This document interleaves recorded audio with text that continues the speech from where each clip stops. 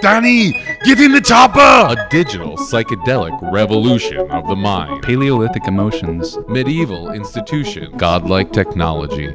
It's time to start thinking globally. And acting locally. You want answers? I think I'm entitled. You want answers? I want the truth! You can't handle the truth! Blessed by the name of Benjamin, this is Ben. And Ben. Riding the AI wave.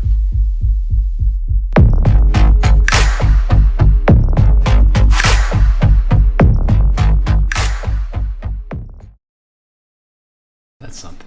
Yo, let's get nebulous. Who wants to get a little bit nebulous? We have no choice but to. I mean, it's either that or galactic. And if you're going to get galactic, you might as well get... Enter. Galactic. Come back. Intergalactic.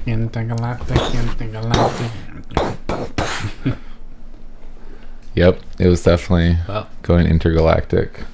You know, actually, that's one of my favorite things on... I'm just thinking Men in Black. And that the showing perspective of, down to the person and the city and up, the country and the oceans and the big blue planet, the big blue marble in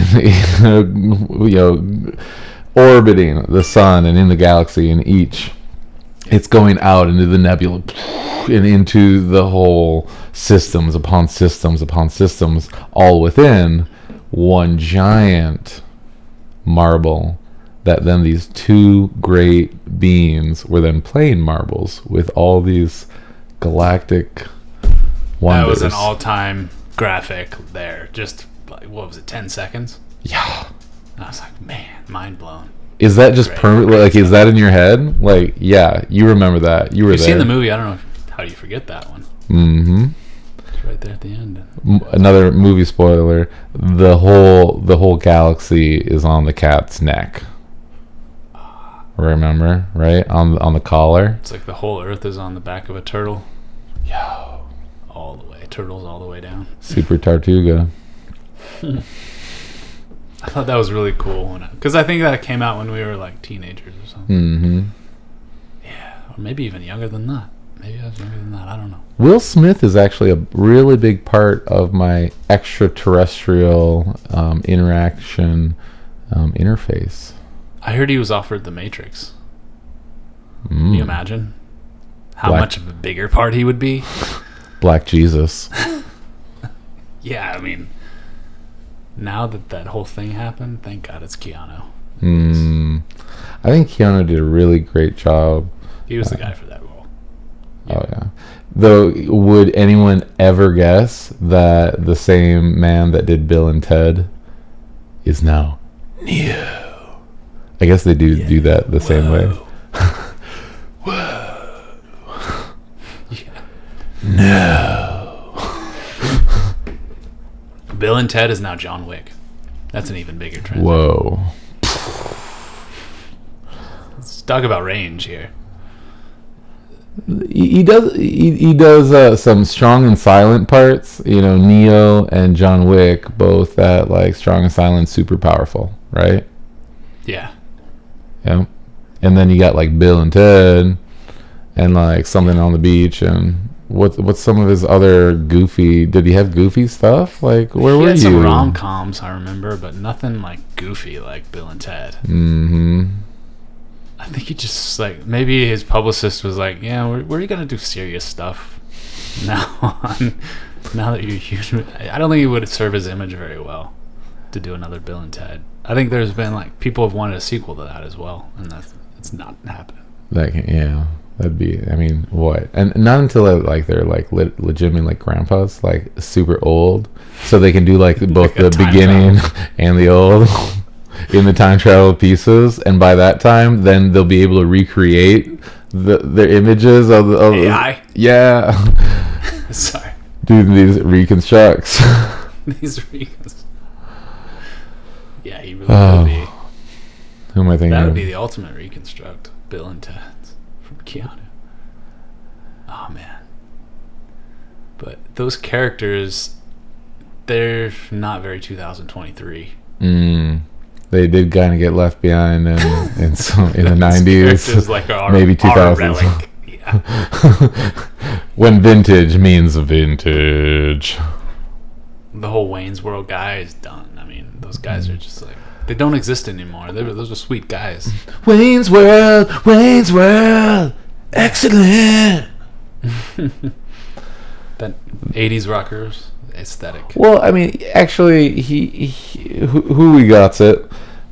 He did a good job transitioning into Austin Powers, Mike Myers. That's Mike Myers, isn't it? Yeah, they all had. Right. He had quite a nice career after. Whereas in Daphne, what was his friend's name? He had a feminine name. Yeah, I remember. But the blonde one. He didn't. He had some SNL stuff for a while, and then I think I wonder what happened to him. Please, what happened to you? Hang out. But in that same category, who I do love and who is still around and is really working at it is Pauly Shore. Pauly Shore loves Maui. Oh, he does. He does. He may even have a spot up in the island here. Though I've been to a spot? I haven't been by lately. No. Not lately. Yeah, I haven't been by. I think a few people have a spot here in Maui that everybody knows. Some big names like to call Maui their home, or at least one of. When you have many homes, Maui's one of them. We're special like that. Maui. No, love Pauly Shore. Son-in-Law. That took me there. Son-in-Law was great. Biodome, Encino Man. Right there, 3 classics to let you know what Pauly Shore was about. I remember Biodome. I did see that. That was Okay, cool. right? Was he in Black Sheep as well? No, That's Tommy and the little guy. Oh, okay. Biodome.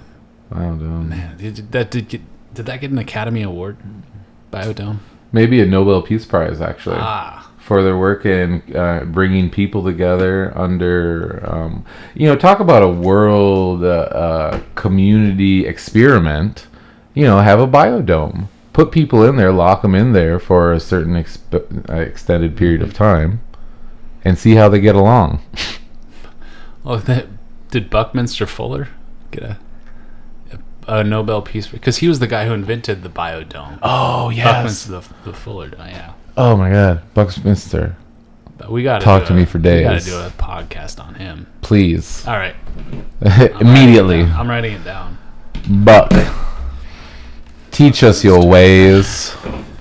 Also, Mr. Tesla. I know you're having many a fan. Has come it.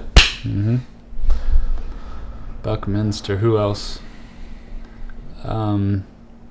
Teddy Roosevelt, but I mean that's an obvious one. We gotta go for some people that are less known a bit.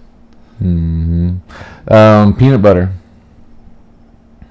Peanut butter. Washington. George Washington. Carver. George Washington Carver. No. Oh yeah. Carver Washington. Carver. Otherwise known as GWC. Whoa. Hey, yo, GWC. All right. Let's get with the GWC. Are you down with the GWC? No, GMC. Yeah, that's all life. I think we could ask ChatGPT to just give us a summary on their life and be like, all right, I know everything about it. Here's little history lessons. Yeah. Simple. Thanks. That's an easy one. Oh. Let me just educate you about the past. Now, but I wonder, I would put in according to what is it? American history. Because there's been the history that you've been taught in school, and then what actually happened, and especially other history from the perspective of the other countries, not the conquerors or victors or colonizers, which is usually either white America or white England. Is it actually from the other perspective, or is it like the winners wrote it from the other perspective? I think it's still more white people talking about history, Yeah. but they were trying to be more real and Yes. objective. I see. Whereas the previous were, as I would judge, Biased. quite biased and leaving and omitting out many aspects that were quite important to factor in to what happened and what is considered history. And when recounting history, what is the history for both sides and all sides considered for those involved? Critical race theory. Something, What's that? Well, it's when you go through it's when you go through basically a certain period of history and you view it through the lens of someone who's more critical, I guess. Is that it? I don't know if that's a definition, but Well, I think if we define critical, I think that would be like a must. You have to have it. it's all the bad things. It's all the bad. It's more the bad thing. But I was thinking about that, and what if somebody went through your life with the CRT, critical race theory lens? I don't think it would be good for anybody. Okay. Be like, let's what are all the awful things that you did and that you've done and the people have done to you? I mean, I just don't think that's a good way to view the world. Maybe you should have rose-colored glasses when you look at history, because you got to look at yourself that way. A little bit of self-love, critical race, and it's the society that you're living in. You can't. I don't think there's much good about hating the people that have created the society that you're living in. I think that could go for, I suppose, any race or person living in the society they were born into. I think more I think specifically, though, I think we can. What is critical race theory for Hawaii here? And It's not good. let's see. Not good.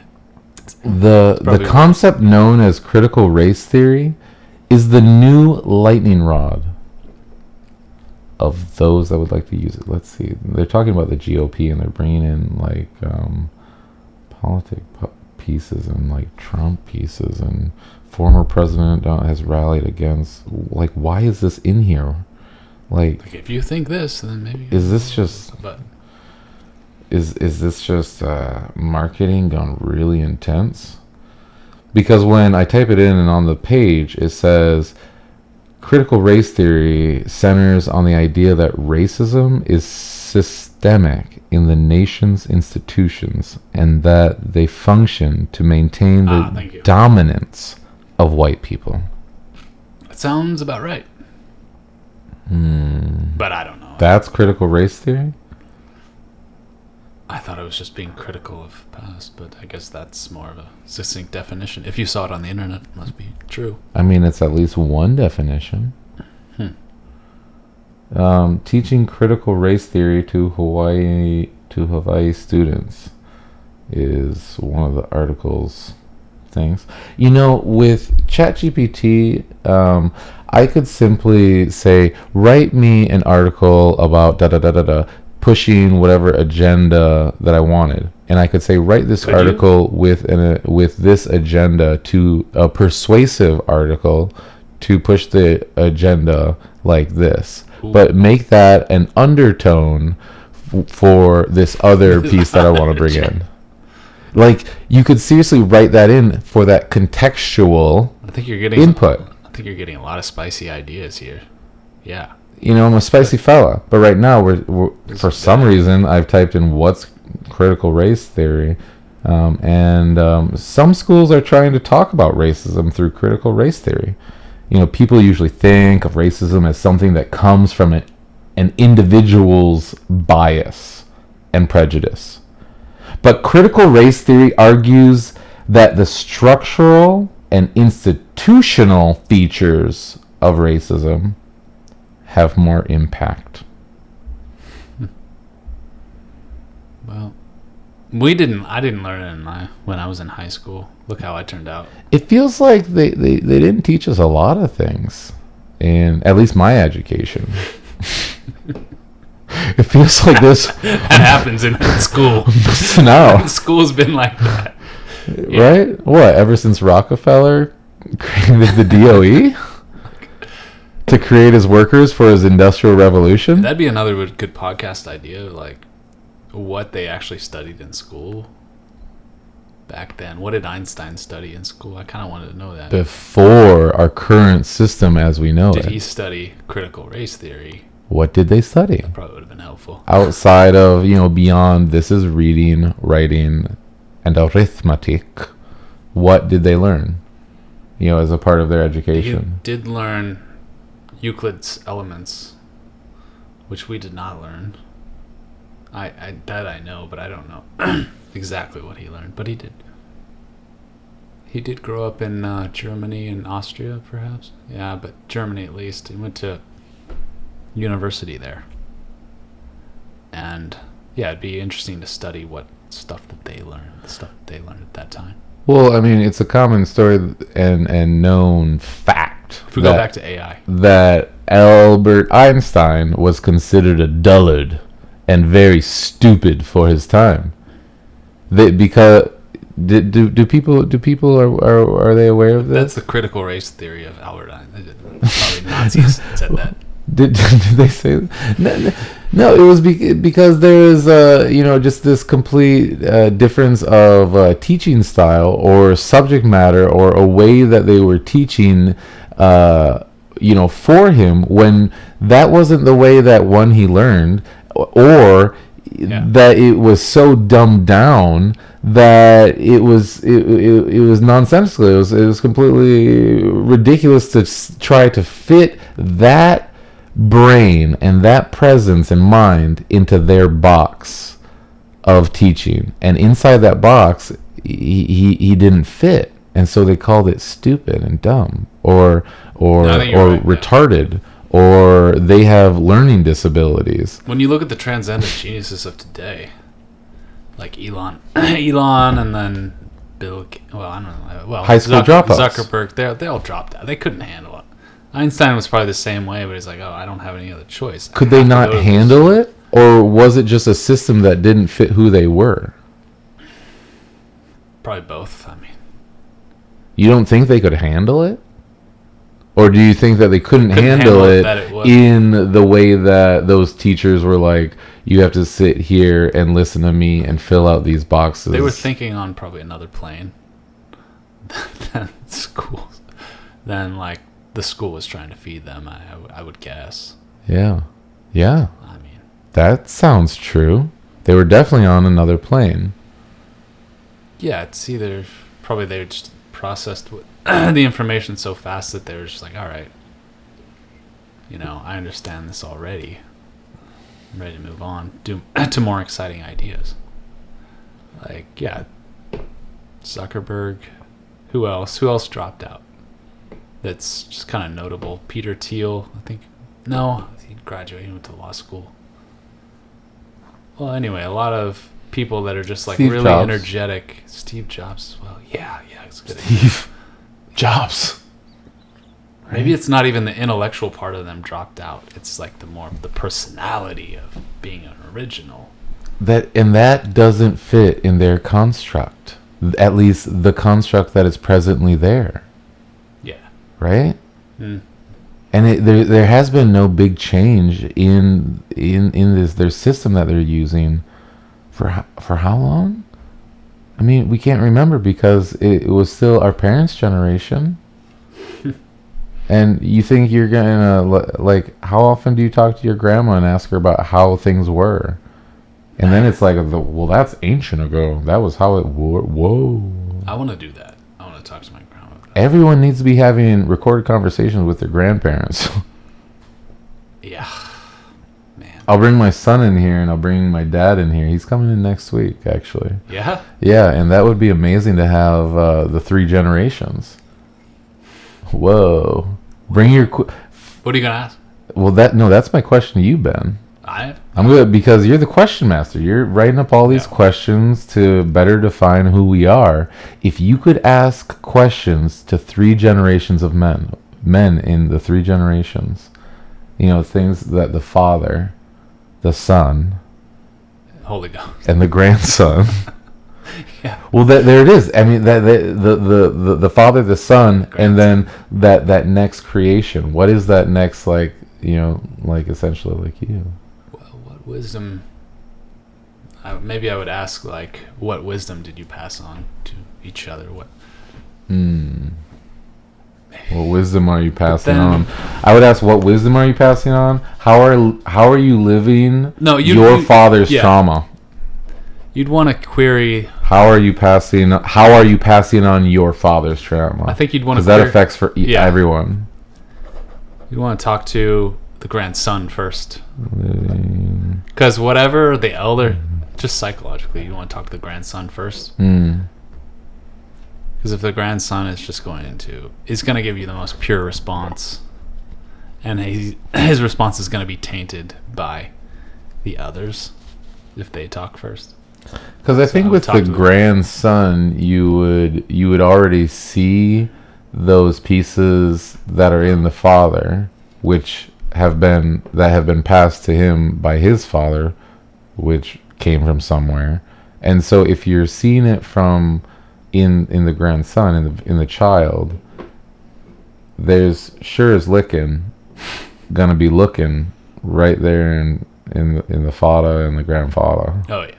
And so how have each of those men processed and dealing with that core piece that's in the youngest? Because I bet that's in all of them, and each one of them are processing and dealing with that core and that same energy or vibration in different ways.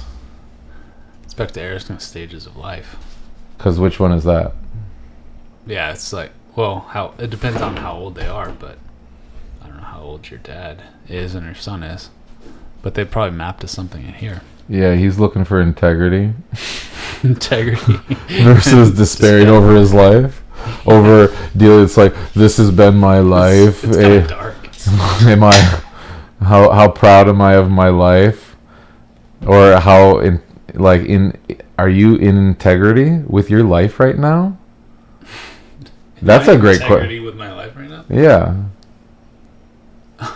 Where are you out of integrity in your life right now? Well, I'm not 70 years old yet. That's all right, fine. Me. You've got time. We're on the cusp so you're of 40. looking ahead. That's an interesting one. You're looking. Because I'm looking ahead at my... I have integrity? My dad, and like looking at what am I doing with my life. Maybe instead of looking at the previous ones, we need to look ahead. Yeah. And then it's clapped her. They're getting it. Effects. They're getting it. Oh, here comes a guest.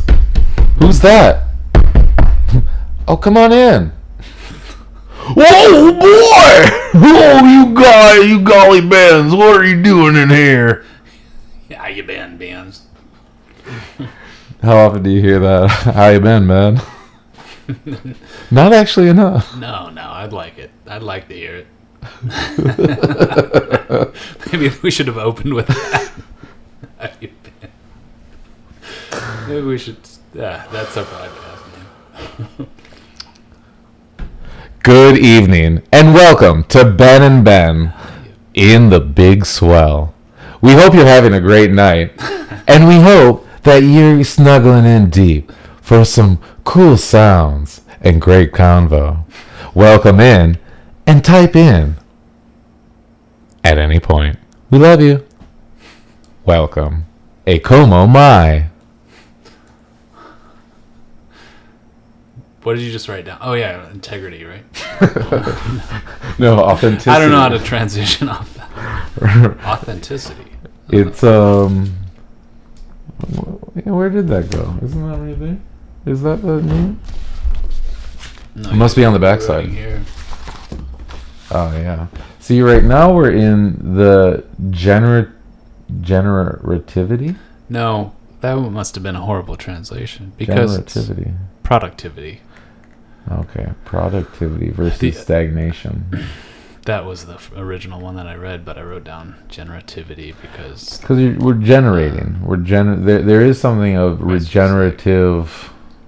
That's very you're big. generating. You're having kids, Yo, I have 3. and you're productive. Yo, That's productive. and if I can do that in a good way, if I can make the healthy, good children raised with hopefully some awareness, and Hopefully.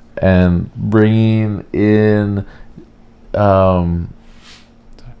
bringing in more love, hopefully more understanding to those pieces of trauma and the generational karma. Living with generational karma. Karma. Oh, what's that? I've heard of trauma. Is karma the opposite of what is karma versus generational trauma or generational wealth? I would say generational wealth is involved with generational karma. Yeah, interesting. And what was the other concept? Trauma. Trauma and karma also, I would say, go together, but they're not opposites, not at all. No, the karma, the generational karma, or the karma that you come in with, the family karma. I would say are those lessons that are being passed down and that trickle down and continue to be that presence, and how each that comes after then takes that on.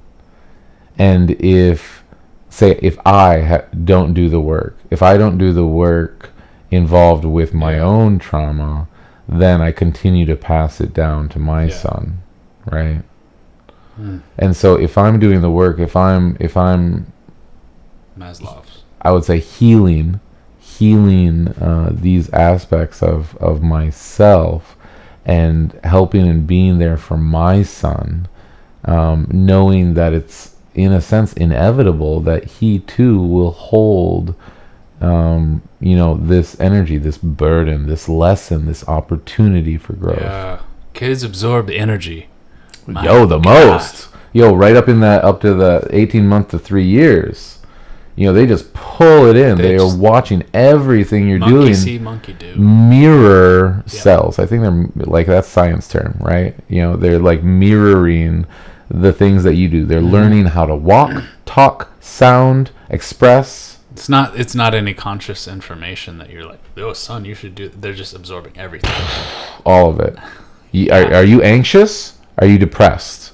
Are you living in your truest self? How I was, yeah. Are you seeing your parents like happy and like respecting themselves?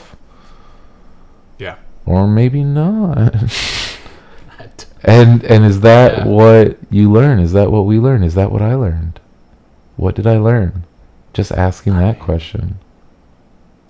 What did I learn from my parents? What did I learn from my mother? What did I learn from my father? Wow. What did I see? What did I hear? What did I feel?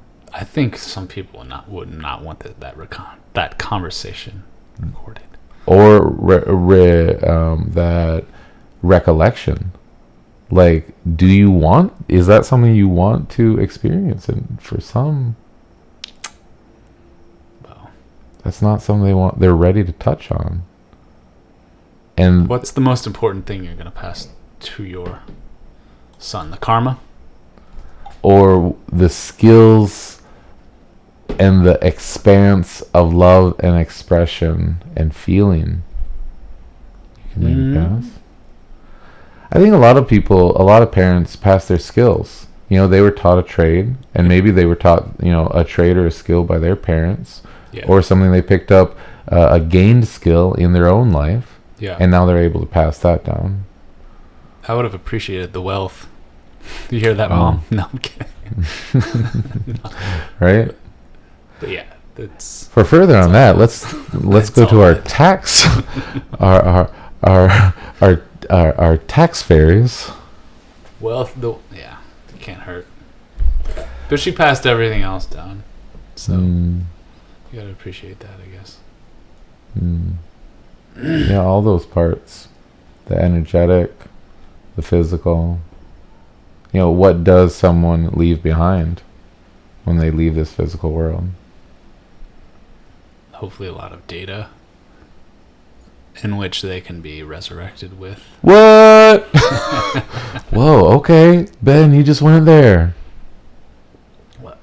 Well, I mean, I think we're unique when it comes to this time of humanity. I mean, how long have species been around? How long has our species been around? Yeah. We live in a very exciting time, Ben. Very exciting time. What makes it so exciting? Computers, information technology. Ability, I think technology. Potential. You know what? Technology sucks for the most part, but like it's just exciting to be a part of something that's just unique. We all want to be a part of that which is going to destroy us, kind of, in a way. What? Technology. I mean, there is an aspect. There is a self-sabotage aspect. There is like a self-destruct. Yeah, Isn't there like a self-destruct? We cell? love, self-destruct. Yeah, I think we're just fascinated with what's going to destroy us. Shit. We love it. What the? What are we doing? What? Really? Where does that come from? How could it not, though? Like, we have already discovered nuclear technology. AI is basically on the brink of being sentient. And I don't see a world where, like, technology isn't going to subsume humanity in a lot of ways. Or just, like, completely destroy it. Not... Do you think we can live immersed in it? It wouldn't destroy it, I guess. They could take all our information. And then The ocean is a raging and powerful and destructive, entity out there. You can also build a boat and sail upon it. Yeah, like Noah's Ark. The storms are real. Ooh, Batten the like hatches. I like that. Right? You've built a craft, a vessel, a container that can carry you in that world. Wow. It's the Noah's Ark. For nuclear Armageddon, or whatever, for Armageddon. What would that look like right now? Is that what Bezos' rocket is? Is he trying to build... Or is that what, like, Elon is working on? Is he working on, like, an ark to preserve humanity, bring them to Mars, because he knows that Earth will be destroyed eventually?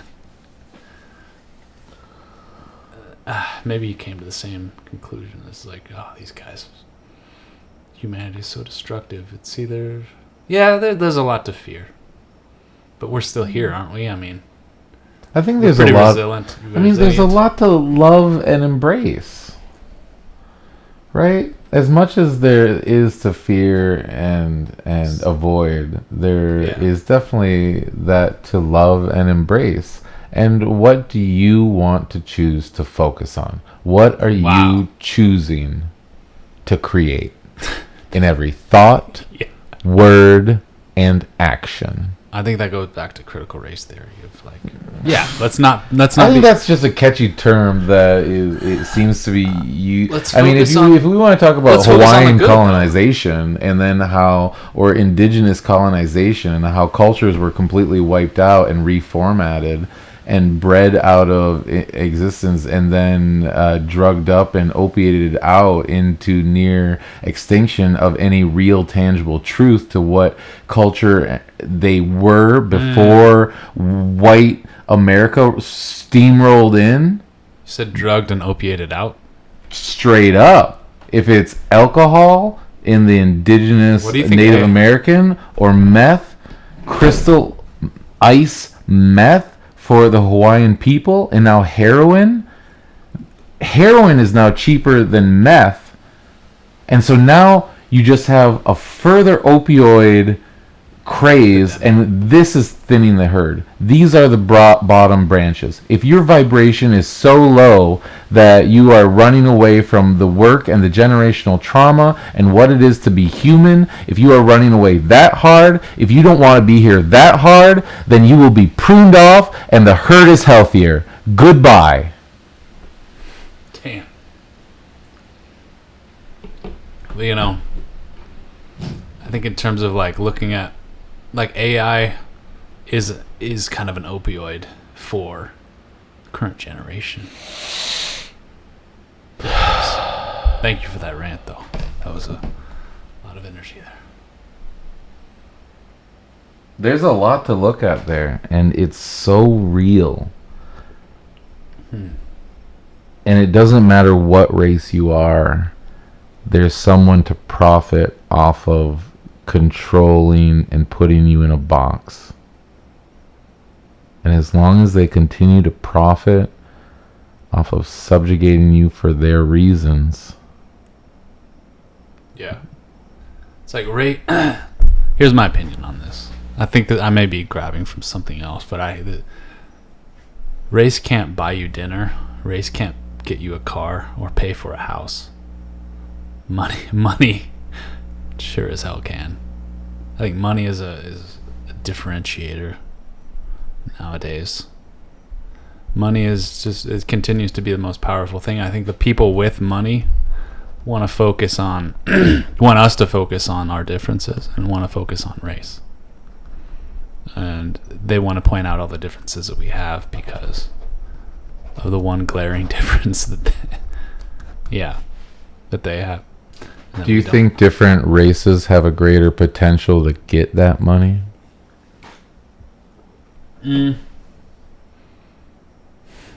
Well, I think that's a good thing that's changing right now is there's a lot of opportunities for unrepresented groups right now to get wealth and opportunity. Faceless groups. I mean, you can do so much autonomously over the internet and with the use of AI.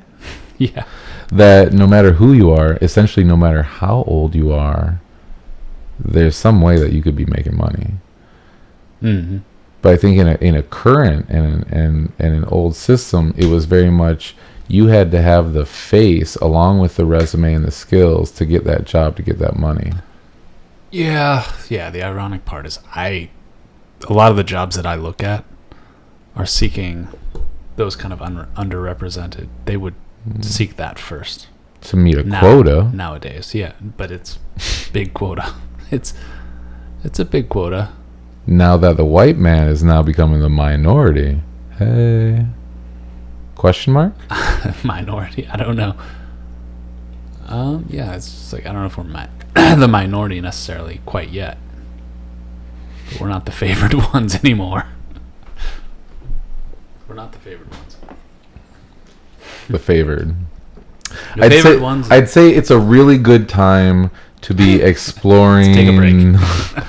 Exploring what it can be, not to be just a white male, but something so much more. You want to be. You can be they. You want to be everything. You can be a cat. Well, yeah. Meow. You can have a litter box in your high school bathroom. What do you think is the best thing to be? But is that a dumb question? I mean, a Feldograph. So, I mean, I really like the lion with the wings and possibly the beak. Chimera or no? Chimera is so amazing. I mean, yes, but a little bit different. Yeah. Maybe a little bit racially tweaked in. Come on, still, you're bringing race into the griff, the lion griff. The lion unigriff, lion unigriff, something like this. This is the CRT episode. We bring racism into everything. Oh my god, golly gee, where does God have to stand in race? Wow. God made them all. What race are you? God loves every boy and girl. No, but I mean, yeah, it's like, yeah, a lot of people argue that I mean, slavery was I don't know who said this, but I had a recent conversation with I forget who, and not you. I don't think it was you. Just You're as laughing long like as it was you. No, just as long as they weren't black, and you're just forgetting No. them because you were talking about slavery. You're bringing in slavery now. We are really hitting off. Let's go hard on race. Let us, the two white men, talk on race. We are so brave. Oh man, I mean, I think. Oh, see, and that's the thing. Slavery is pretty Nobody should anyone care what two white men have to think right now in today's society and culture? AI, maybe. Back to AI. Maybe AI cares what the white man thinks, and that's about it. White, no. I won't Okay, say. here's a study. How are The different? white man cares what the white man thinks. How is different race using ChatGPT? There's another app, a program that tracks all of the input Seriously? put into ChatGPT. We can get that, and then somehow we'll need some shenanigans, but we need to racially profile the people that put in the input, and then we can categorize by race the questions and contributions, tokens that each race gets. Imagine starting a Risk or Axis of Allies. Gives a whole new meaning to be the token white guy. Or whatever. No. Yo, Monopoly Monocle Man. That boy be setting the prices, you know? No, but Pay my rent.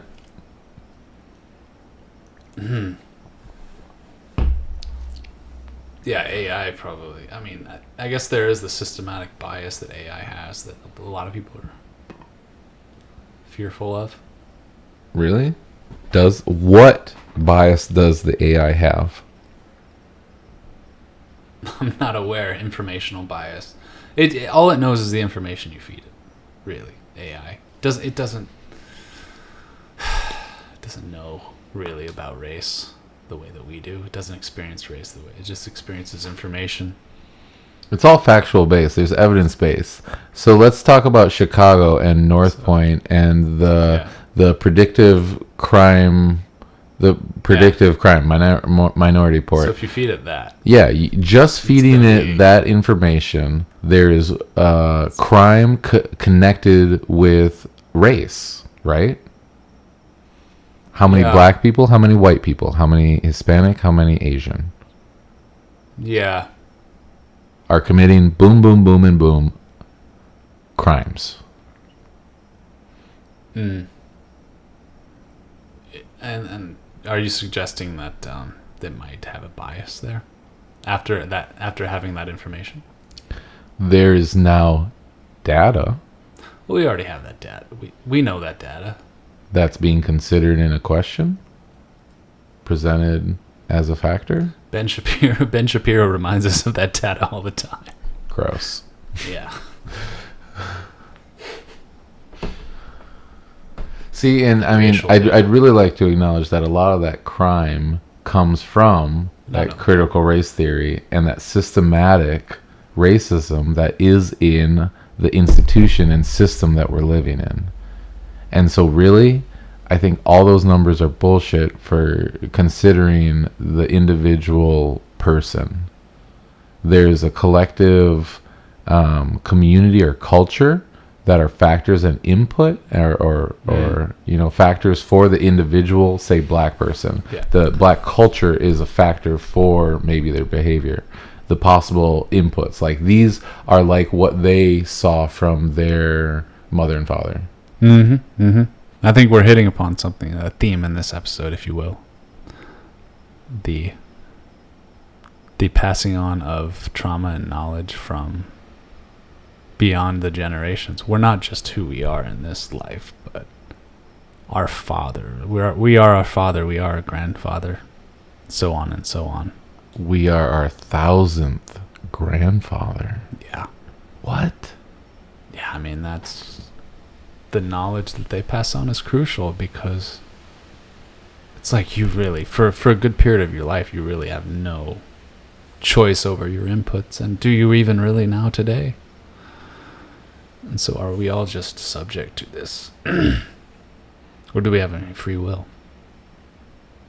That on the next no that's kind of a Sam Harris question. I think we have the perception that we do have control over our lives, but I mean, how many generations before has formed that, and how many generations of, say, if you were born black today?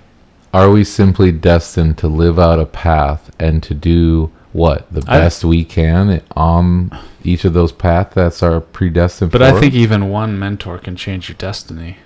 Okay. Even one influence, good influence, on your life can just completely just. Did you have any influences like that? What influences on your life? Who was there in there?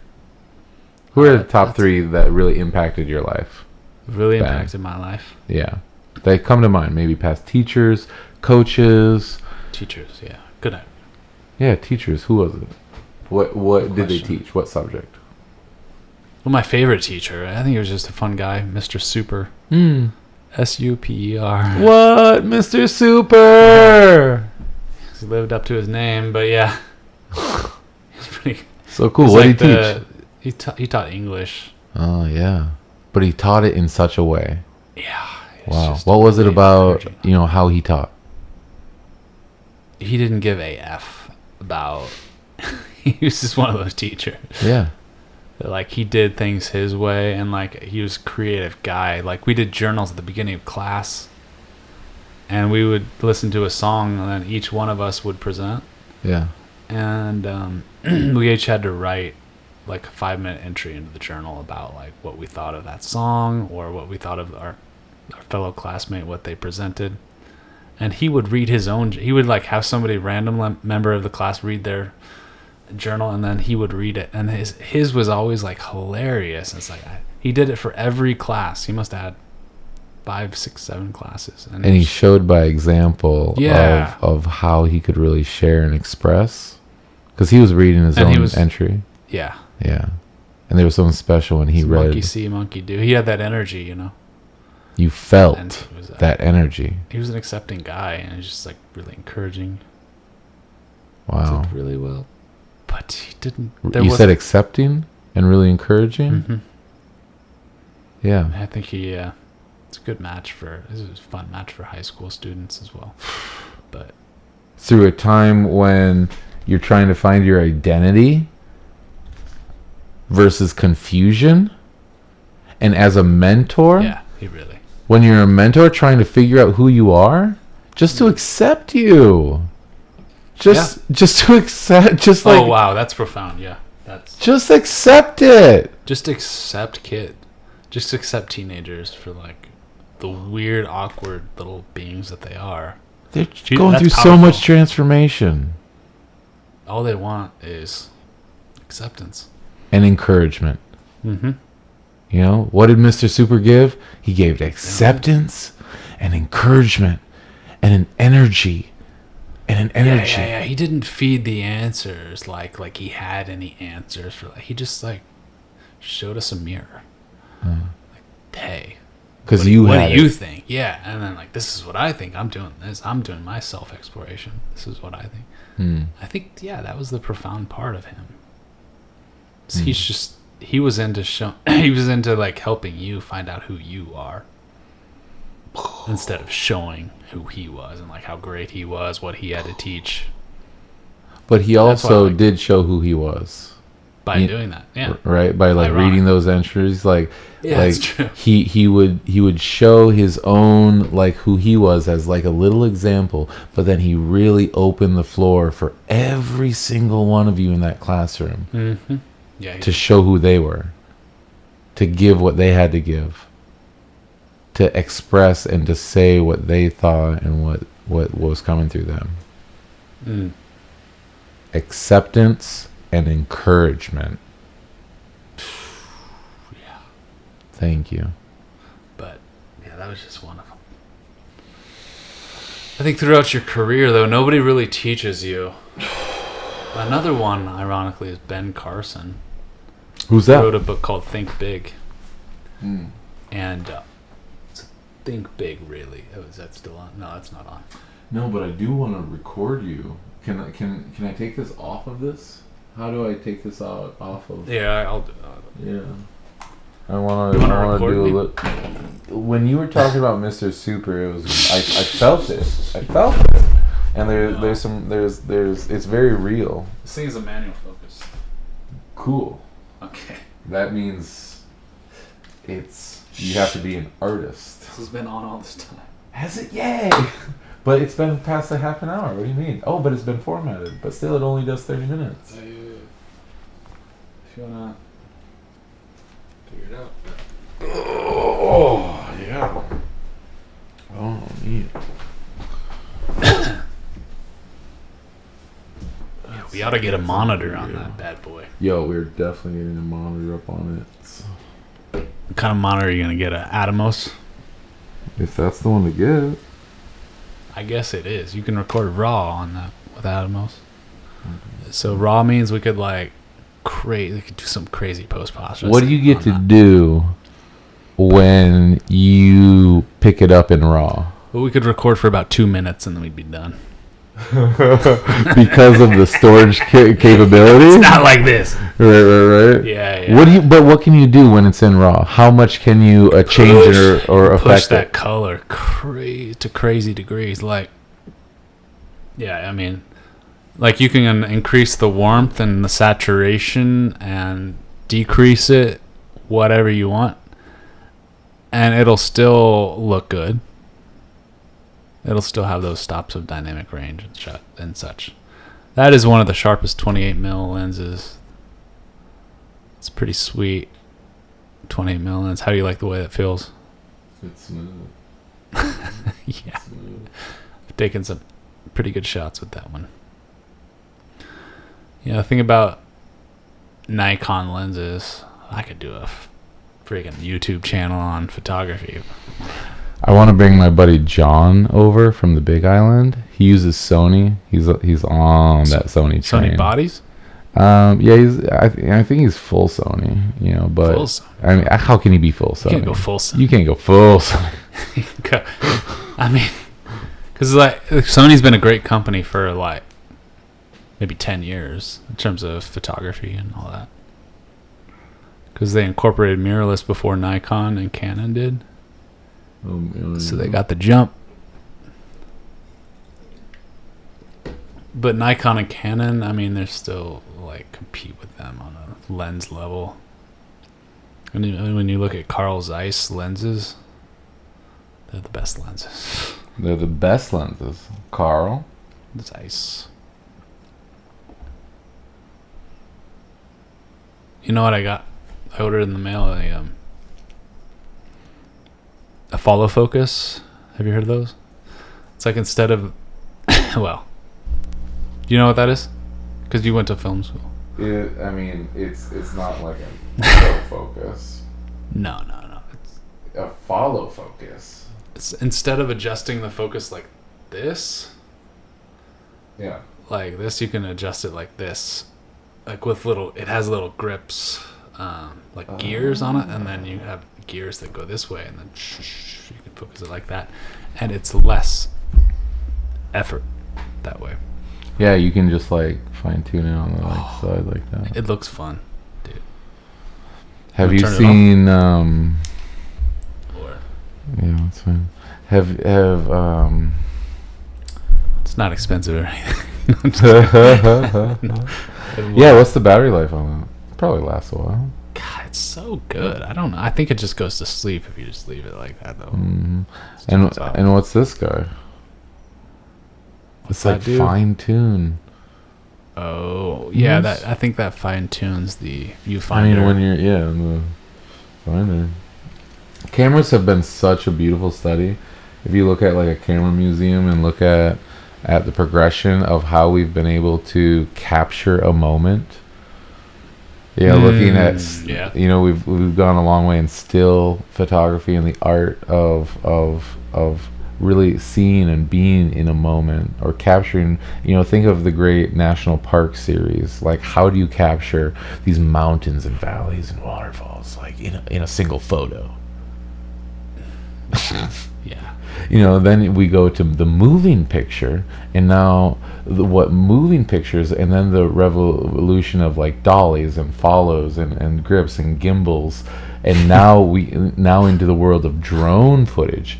Now it's like a boom cam, like, is laughable next to a drone, and how you can drop into a moment completely undisturbed with like pristine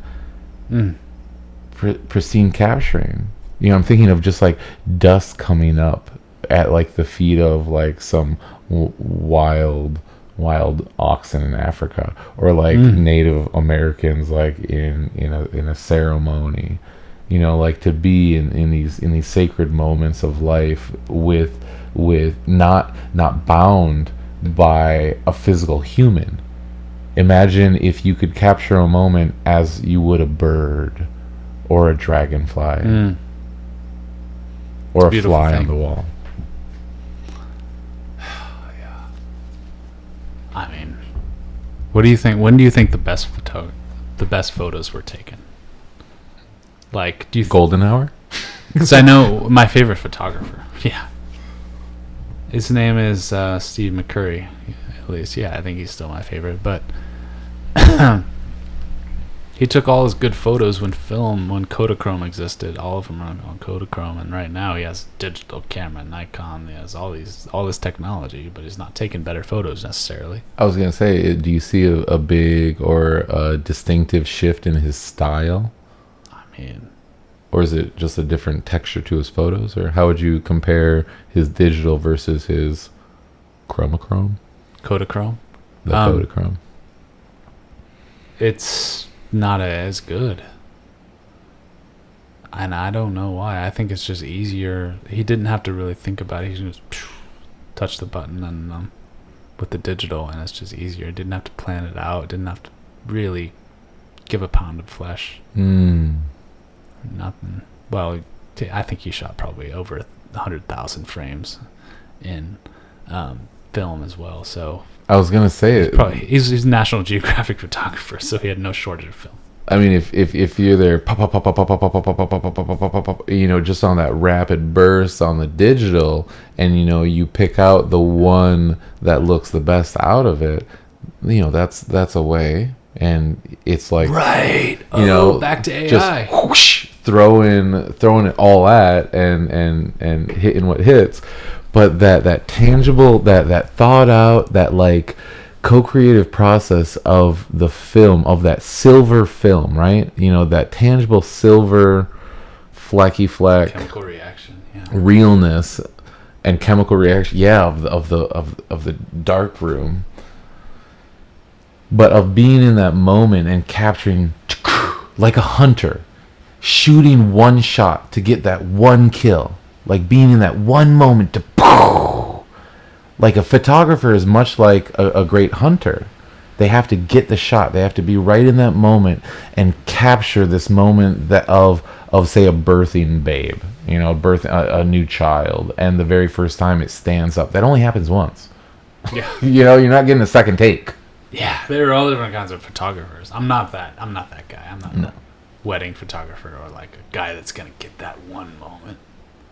That's why I have a manual focus lens.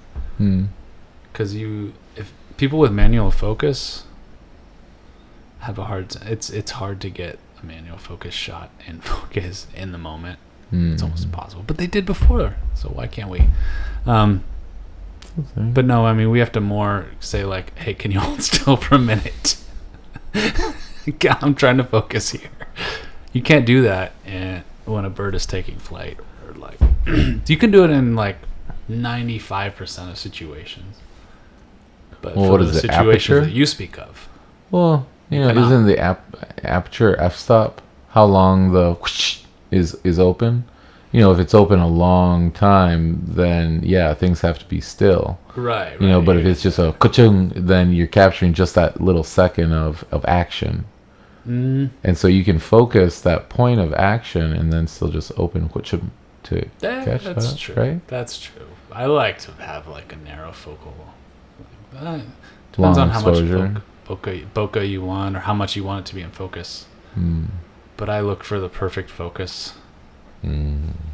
Especially with your macro work, your photography of the super tiny and the super detailed, really getting into the intricacies of tiny life. Yeah. Right. Yeah. Do you see the like alien worlds when you look at like insects really closely? I mean, I haven't done photos of dead insects at all. Live ones? And live ones. I've gotten this gecko live, which is really cool shots of that one. I can show you later if you want. I mean, but yeah, it's like you need to like to get a sufficient amount of detail. You need to focus stack. And you could take up to 15 plus images, just focus stacking and stuff. And you're not going to be able to do that unless you have like a powerful lens. Like these, that's why I wanted to buy like a modern lens. Because right now with this camera's so cool that you can focus stack it automatically and it'll like adjust it like just a fraction of a little bit, and then you can put it all into a program and then everything will be perfectly in focus. So if I got like a macro lens for this guy, I could get the smallest subject and then just like it would take 40 little pictures of it and I could focus stack them and it would look amazing. So maybe it's worth spending $400-$500 on that, but I haven't got the gall to spend that much money on that yet. As long as you were doing something with it and you were like it was an active part. I find, at least with myself, I'm proficient at many of things, and so when I have so many toys, it's like, how much do I actually play with the this or the that or the that?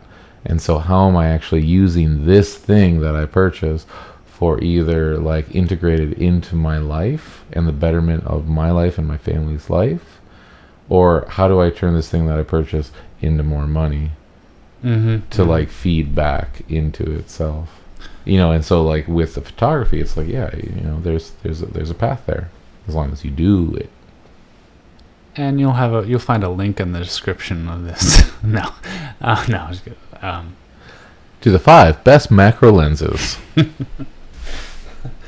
If you want to buy any of my photography, or Patreon, something of the sort. Ooh, I like what you did here. But I think artists living here in the studio and being in the studio, it's like artists really have to they have to almost beg for money and be like, will you please just support me? I mean, I know this isn't like the best thing you've ever seen, just give me money for this. This is what I want to do. Yeah. Because you're saying artists have to practically beg to sell their their art. I shouldn't say that, but they have to really just like hustle. Be a salesperson. And a lot of times artists are not also salespeople. Oh man, that's the truth. And good so artists are seldom. Yeah, they're not the salesperson. Right? And thus this impotence dilemma to come together. Oh wow, yeah, it's so true. Not a dilemma, it's an opportunity. Okay. And I said impetus. Like the impotence to like it's the necessity. Enough talk about my sex life. No. Come on. There's plenty to foreplay. You can still play in that world. Yeah, you think so? Like just impetus. I think you don't mean impotence. You mean impetus, like the need for action. The impending push. The birthing, like it's coming out. It's the impotent. I'm pretty sure there's a word that's close to a definition I'm looking for there. Jamie, you got anything? Jamie. Jamie. Jimmy. Jimmy. Hey, I know a Jamie. I know Jamae. Jamae, maybe He's very analytical and Maybe would that. love to just like sit Yeah? on that. I'm sure. Yeah, Does Jamae. he know how to Google? I mean, he's older. He's in that integrity to despair. No, he's at the end of. No, he's still generating. Okay. Still generating. No, what were we talking on that? There was a nice point there to be Yeah. popped in there. If you know what the point was to be made, let us know. We were talking about artists and how we're there's a not few there. salespeople. And then Yeah, the impotence to come together. The impotence to the necessity to come together with others to be able to bring the creation, the divine gift from God to the people, to serve as the channel to bring your gift through. But to do it alone, you have to have so many of all these aspects, and a lot of times one person doesn't have all of those aspects. So there's this impotence to come together with others to bring it through. Mhm. To bring it through to more, to really allow that gift to serve. And in that coming together, there are both great opportunities, lessons, traps, blessings. We'll look at that next time on Ben and Ben. Mahalo. And we're back. Is that it? No, That was abrupt. it just seemed like a nice cliffhanger of like, hey, these are like things I care about, and I want to actually like tune back But in I to like hear that about title. Impotent. Yeah, impotence. What was it? the impotence to come together. Hmm. The impotence, yeah, because Impotence of coming together. right. I mean, No, yeah, sorry. we can go. No, you had something else that if we could just rewind a bit. Jamais. Yeah. But man. So you really want to bring your grandparents in, or like your dad and then your son? I mean, that does sound like a really interesting They can time. fit in here. I don't know. We barely fit in here. I mean, there's a chair there and a chair here. Oh yeah. Rose. It's white America that thinks they don't have enough space to do anything. This is enough space for this. You see what they live True. like in Asia? They fit 10, 15 people in the same space. You have no space. What you talk about? Space. Space is nice. You know, there's enough space to house, every human in the housing that is currently available. Not to even mention all the land from the west coast to the east coast to put all the humans. There's space for everyone. It makes you wonder, like, how much investment property is on this island that's just like nobody's sitting staying. vacant. Oh, geez, let's talk about all the vacant homes My and then all the God. homeless. Yeah. Nobody's talking about that. I think if we talk about that, something's gonna happen to us. Bum bum bum. This Next time on the time. comedy show. Don't worry, it's comedy. We can get away with talking anything about anything if it's comedy. Comedy is a good frame for things, talking about things. You know, it's only the comedians that get to talk about anything. You notice that? They're the philosophers of our time, I guess. The town squire, well, not the squire. jester? Yeah. I mean, right? Yeah. They get to throw a pie in the king's face if they want. Power. Yeah. That's a powerful position. That's crazy. That's crazy. Yeah. You're in the court right along with them all. For the entertainment. Interesting, yeah. Even in the U.S., we have this National Correspondence Dinner where that literally is the purpose of it. Like, you have a comedian that has open floor To throw just pie. roast. Just Yeah. roast them. hurl pie, Yeah. roast. Man, Comedy. but I don't think North Korea has the same thing going on. Oh, no, they would be shot in front of their children and then the children thrown into a mining situation. But is it really? I mean, does the president invite that person? I think Trump didn't go to his National Correspondence Dinners. Who invites the comedian? That would be interesting to look at. I don't know. Because if the president invites the comedian, that's kind of defeats the whole purpose, doesn't it? I wonder if it's the opposition. Does the opposition get to That would be pick good. the current whole standings Hey, presidents but it's just, comedian? it's just politicians being like, "Hey, look at this. I mean, You know, don't mind us. We're doing something." No, they're not. it's all puppet theater, though, isn't it? I mean, at this point, there's so much money Yeah. running the Yeah. game, and the lobbyists, and people in people's pocket, and I mean, they're just spinning in circles. They're just spinning their wheels. Like, where are we going? What are we doing? What are we even trying to hold together? Politician is what you would be if you could just be like an actor your entire life. I mean, why do you Puppet think theater. Reagan was so good? Why do you think we keep on putting WWF, WWE wrestlers as politicians? They're great Zelensky is good, but in front of the camera. They're great at reading their lines and learning who their character is and putting on a show, taking the hits and dishing them out.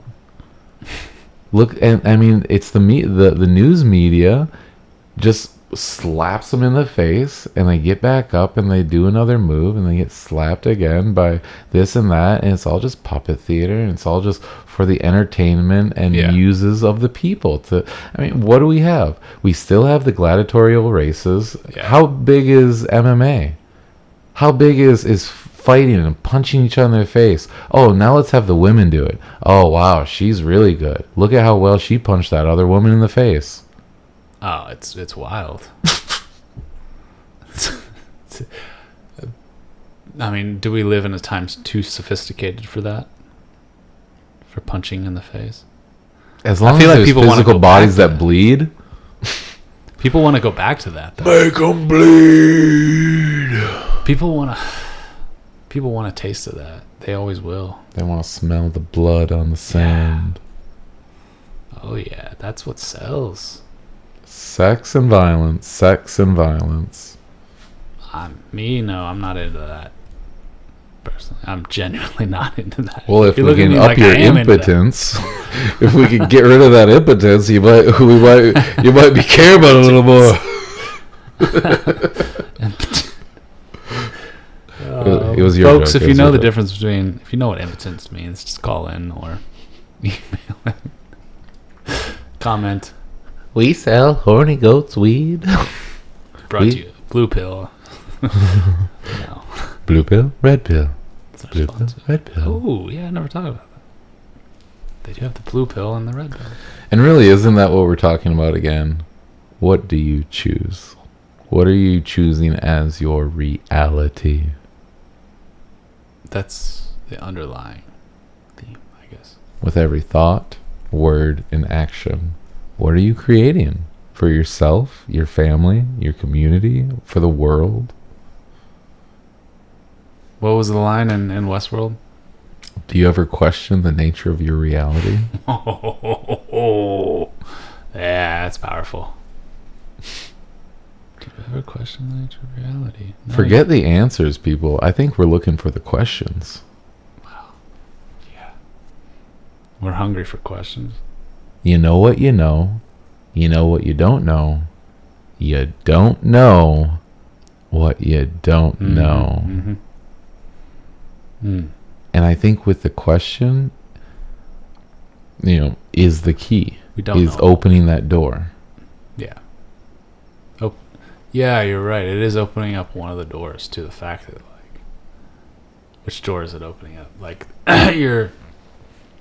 it's opening up the door of what you know you don't know. No, I said that wrong. No, yeah, you're To what opening you're opening up yourself What to you what know. you don't know. Because you know that you don't know things, Yeah. and so you're opening yourself Hey, maybe to that next level. Maybe we could pass in some knowledge to the stuff that I know from what I don't know. And that's the question. Well, see, and isn't that what we're But- doing as humans right now? Right now, as you listen, what That's we're what I creating, know. as we are just simply creating this, we are on this journey to learn more, to expand ourselves more than what we were, to know what we did not know. Like, just tell me something I didn't know. Tell me something. Yeah, true. Make me think about something in a way that I didn't think about it. Not in the Malcolm Gladwell way either. Who dat? You don't know Malcolm Gladwell. Malcolm. Don't know. He wrote Outliers, Blink, What the Dog Saw, and then he has like a podcast as well. Okay. But So it's coming through no, and he's writing it down. He was very formative in the way I kind of like present ideas and the way I kind of, yeah. I think he presents like a dramatic way of presenting a nonfiction idea. Oh. Which, yeah, it's cool. Nonfiction ideas. Dramatic ways of fact and nonfiction. Yeah. Reality. It was the way he unfolds ideas was kind of brilliant. You know who I love? Michael Crichton. Westworld. Did he write He Westworld? He only wrote it. Yeah. What? Yeah, he directed. I believe Westworld was the only movie he directed. Yeah, I'm not kidding. What? Yeah, he wrote Westworld. I mean, I knew about, like... Season 1 is pretty much based on his book. Yeah. I really like his book where they shrink him down in the jungle on the island. Ah, me too. That's in Hawaii, right? It does, yeah. It takes place in Hawaii. Yeah. Hawaii, right? Shout out. Let's pitch that to somebody and pitch that movie, because I mean every single Michael Crichton would be a successful movie, and finally now we have the technology to like make it. Even though they did make Honey, I Shrunk the Kids, and It is a bit of an I Shrunk the Kids book. but way cooler because it's like an adventure jungle Hawaii theme. But you know what? Everybody forgot about that. Like, we've gone like an entire generation without Honey, I Shrunk the Kids. Yeah. So even though we know about it, Right. kids, people like 20 years younger than us, they don't know about it. They don't know. They'd be like, oh my God, this is amazing. And I think that's why we see things remade all the time, because Yeah. we just keep on wanting to like pass down like some Yep. of that true. They Yeah. know. They just wait a generation and then make a remake. And then Yo, if we can get on Yeah. them to make that movie, hot fire. how are we going to make it?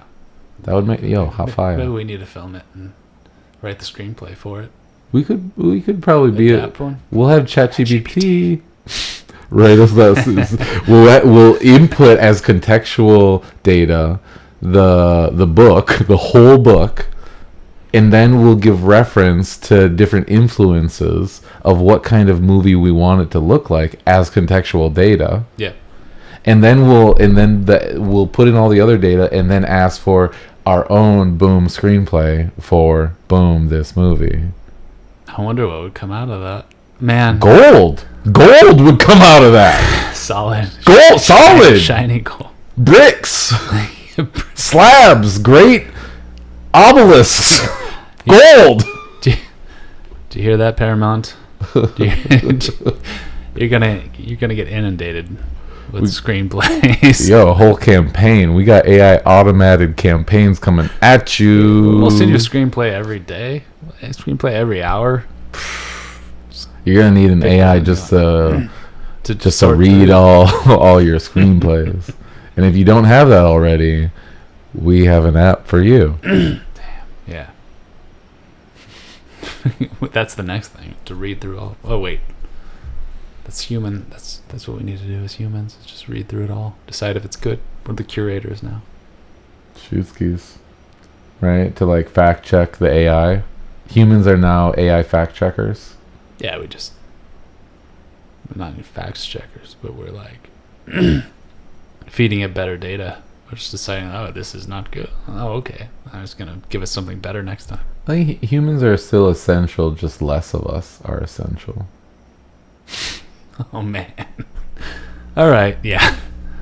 I think that's the universal truth that we found out today. Yeah. And especially in the system we have there it is. In the system we have today, creating the things we have creating. Because the Industrial Revolution, it took so many bodies to create all these parts. Now we have the robots and the auto mechanicals to do that work that humans needed before. Yeah. Oh, right? So that's for freeing up all the humans, and now it just takes a fraction of those humans to oversee and to be a part of that system. Right? So now what are those other humans doing, and how do we repurpose them? How do we, give you a new purpose in life? Send them to Mars, maybe. I don't know. Give you a new purpose to have a fulfilling and providing for your own happiness and freedom and families and life. But you ain't doing that because that job just got taken for cheaper. I mean, we already have AI workers, right? We have websites where you can now employ an AI to say be your graphic designer, Yeah, it's crazy. to be your type. So, type folks, people. I think the moral of the story is just find a group of people you like, and then hang out with them. Hopefully, you can make some money with them too, and then do something. yeah, Just try. Be happy doing it. yeah. Just be happy. How are you being happy? How do you find your happiness? I would find happiness in almost everything. If you're asking me, Thank you. I could find happiness if I were with people that I loved, around people that I loved. I could find happiness in almost everything. Flipping burgers, whatever. Happiness is all around. Happiness is right now. Mm-hmm. Happiness can be found in every moment. I'm getting chilly.